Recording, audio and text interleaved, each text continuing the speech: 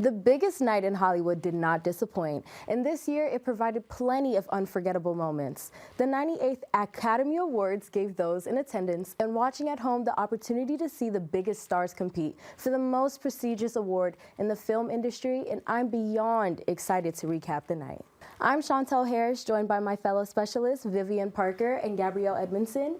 And to start off today, we have to talk about the success of Sinners. Nominated for a record-breaking 16 Academy Awards, Sinners finished the night with 4. And with the most notable wins coming from Michael B. Jordan's first ever Oscar for the Best Lead Actor, and Ryan Coogler's first Oscar for Best Original Screenplay. Vivian, I'll start with you. We've seen the Michael B. Jordan and Ryan Coogler combination in a number of impactful films. Fruitvale Station, Creed, and Black Panther. But what separated Sinners from their past collaborations and allowed them to take home their first ever Oscars? Yeah, absolutely. Coming from personal experience, I've been a fan of both Michael B. Jordan and Ryan Coogler's work, and they're just so much better as a team. And I think what I will say that Sinners kind of did differently was the time period it was released. So Sinners came out around this time last year, like I think April. And I think we were living in a time in this country where the idea of diversity was constantly under scrutiny. And I think the movie really put into perspective the importance of building community. Thinking back to that iconic dance scene, I just remember sitting in the theaters, toes, I was like, oh my God, this is so amazing. And it just really connected personally with me. And I think that really highlighted the importance of diversity, especially if we're thinking about the context of the U.S., where known as a melting pot of different cultures, and I think that movie really highlighted the U.S. in general.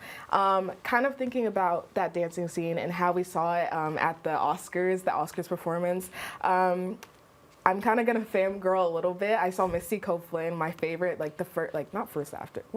first African American principal dancer with American Ballet Theater, and as a girl who grew up as a black ballerina, just seeing her go across that stage really just made me feel so good. And she literally came back from having her hip replaced, she was retired, but she came back to perform just for this movie. And I think that's just a telltale sign of the impact. It kind of in my opinion, gave hope to struggling times. So yeah.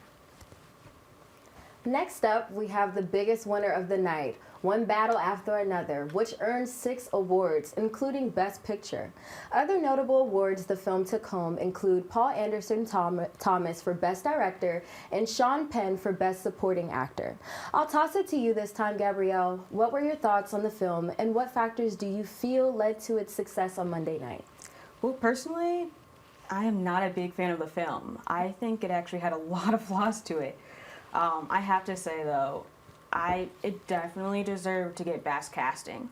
I mean, we saw Regina Hall. I was wondering why Tony Goldwyn was in there. He had a small part somewhat, but I really liked his acting. I just think that Anderson, it wasn't his best dialogue or character writing, honestly. I mean, we feel like I just saw so many different complex storylines, but they weren't made complex because they weren't fully written. I mean, we see so many things like postpartum depression.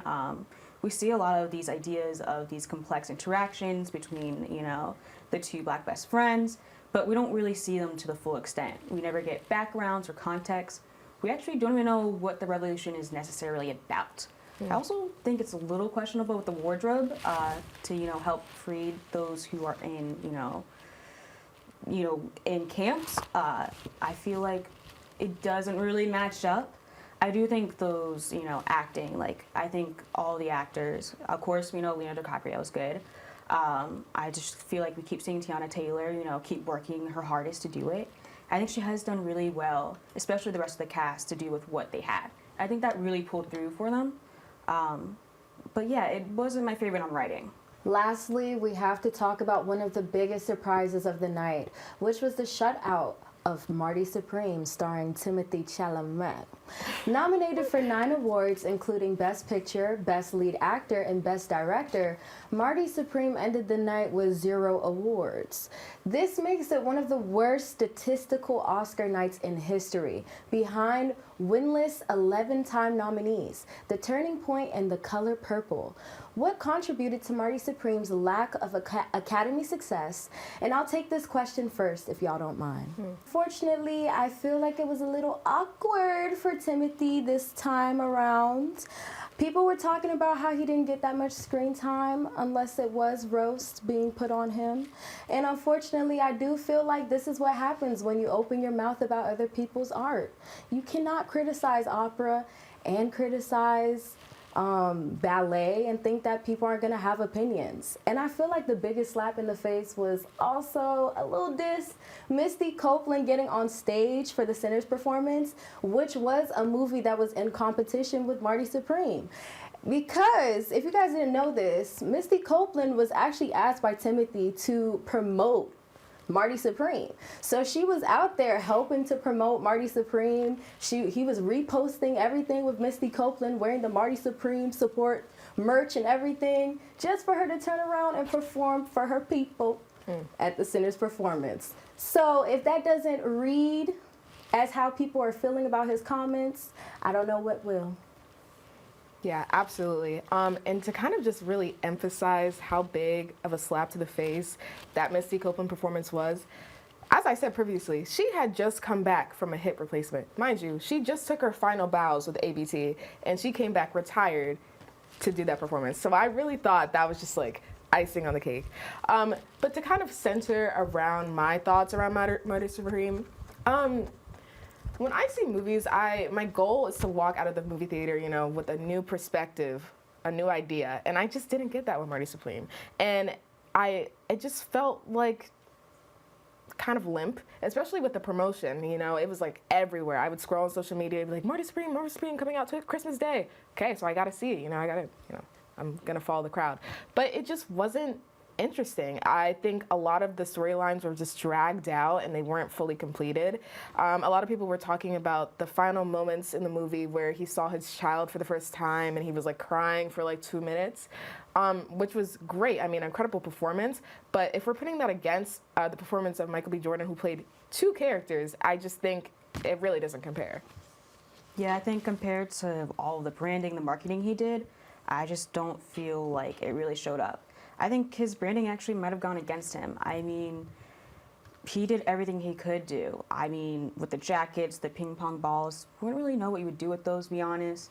But it just really wasn't the best for him coming out. And I mean, especially when it comes to those who vote for the Oscars, it also means that they might see us flashy. And I think that was backlash for him. Overall, it's been fun recapping one of the most prominent nights in film with you guys, and I wish that we could talk longer, but that is unfortunately all the time we have for a night. So, again, I'm Chantelle Harris. Please be sure to hit the like button and subscribe, and thank you guys so much for tuning into Culture Central.